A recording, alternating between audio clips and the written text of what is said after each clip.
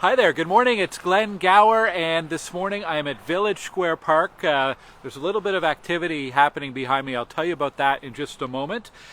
Before I start, je veux commencer par dire que nous célébrons demain le Jour des Franco-Ontariens et Franco-Ontariennes de l'Ontario.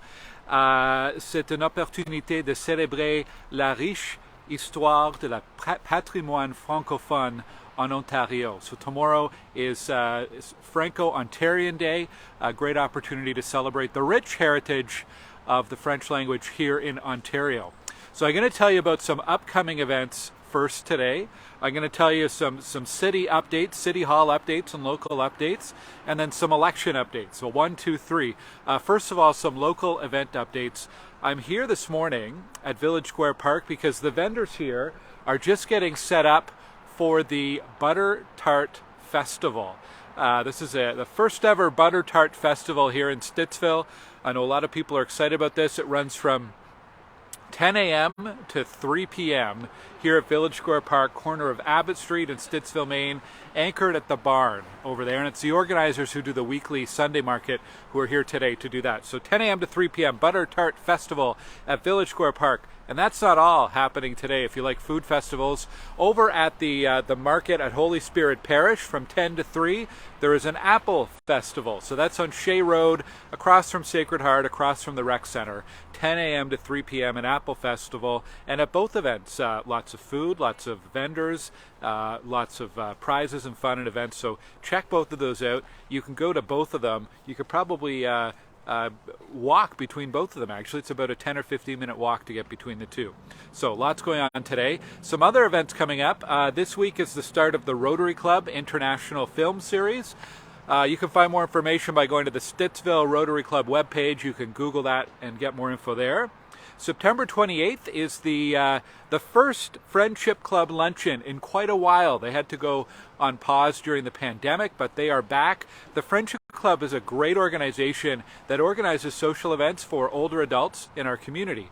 And they do a monthly luncheon, and they're starting up again on September 28th. Also on September 28th in the evening, the Lions of Stittsville are hosting an open house. That's at the Lions Hall down on Stittsville Main Street. Also on September 28th, the Company of Fools is presenting a performance of Hamlet at Alexander Grove in the evening. And next, I think it's next Saturday, is October 1st. There's an event called the Treat Accessibly Halloween Village. And it's a special event being put on Baywood Drive in Stittsville. That's near Guardian Angel Schools, and it's designed to give kids of all ability and all, kids of all types and ability a chance to enjoy Halloween. There's a registration page, and I'll add that link to my website. It's the Treat Accessibly Halloween Village. I'll add it to this video on Facebook. I'll add it to YouTube as well, so check that out. Okay, so that's it for events. I do have some city updates for you. Really busy week at City Hall for me. We had a Ottawa Board of Health meeting on Monday evening, a City Council meeting on Wednesday, and on Thursday we had a Planning Committee meeting. But I wanted to give you a highlight from the Ottawa Public Health meeting. Dr. Ed just gave us an update on boosters and vaccinations. So of course we're all interested and concerned about COVID-19 vaccinations. Only about 1 in 4 adults who are eligible for the booster shot have actually received it. So go online to ottawapublichealth.ca and you can check out all of the eligibility. You can check out all the locations and what you can do to get yourself protected with a booster shot.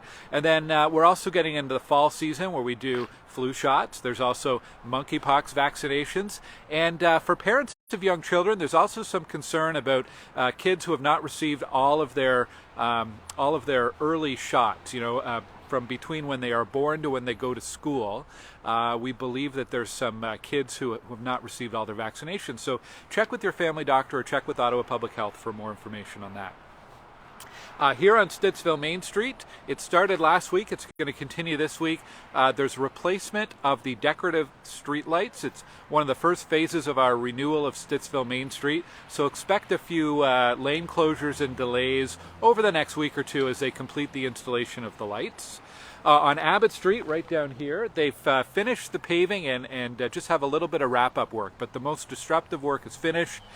They did do some work overnight, and I know that caused some noise for some residents, but it is done now, and this road should be good to go for perhaps 10, 15, or even 20 years, and it is looking really good. So thanks to residents for all your patience during this work over the past few weeks. Over on Hazeldean Road, 590 Hazeldean Road. This is kind of in front of the Value Village. You're going to see some work happening there in the coming weeks at the intersection. They're building a new street across the street from where the shopping area is, and this is to connect to new homes being built in Richcraft's subdivision there. I believe it's called Mantra Street that's being connected. Also, Robert Grant Avenue between Abbott and Hazeldean, the work for construction is underway, so that's good news there. It'll be about 18 to 24 months until that road is fully open, but obviously much needed in our community. I want to say a big thank you to everyone who has signed up for cleaning the Capitol so far. You can get together with a school group, with a community group, with some neighbors, with your family. Go to the city's website, ottawa.ca, look for the Cleaning the Capitol information, and you can sign up to clean up a local park. Thank you to everybody who's volunteering and helping out there. And I just wanted to give a reminder too, 311 is always the best place to call if you've got concerns about garbage in a park, about perhaps a tree that's fallen down, maybe a street light that's not working. Please call 311. It's staffed 24/7 and they can dispatch help right away. So great for non-emergency city issues. September 30th to October 4th, so that's starting at the end of this week. Heads up that the Queensway will be closed between Metcalfe and Carling. They are replacing the Rochester Bridge, so there'll be a complete closure of the Queensway again next weekend, and there'll be lots of information online and on the radio about that one. September 25th, that's tomorrow, is Police and Peace Officers National Memorial Day. And September 30th, that's this Friday, is the second annual National Day for Truth and Reconciliation. Now, City Hall and city offices will be closed. I'll be putting a pause to my campaign, and I hope everyone does take the opportunity on September 30th to learn and reflect on what reconciliation is and what it can mean here in our community. Finally, just shifting gears to the election, we are now 1 month away from the election on October 24th. Advance voting starts today. There are a number of poll locations across Ottawa, but the closest one here in Stittsville is at Cardell Rec. You can get more information about where to vote at ottawa.ca and what information you'll need to vote.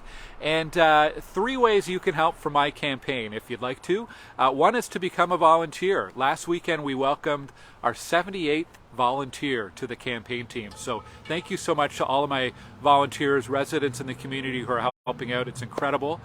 So you can volunteer. You can request a lawn sign. We have nearly 500 lawn signs out in the community, which is amazing. So you can go to my website at voteglen.ca and request a lawn sign or send me a message.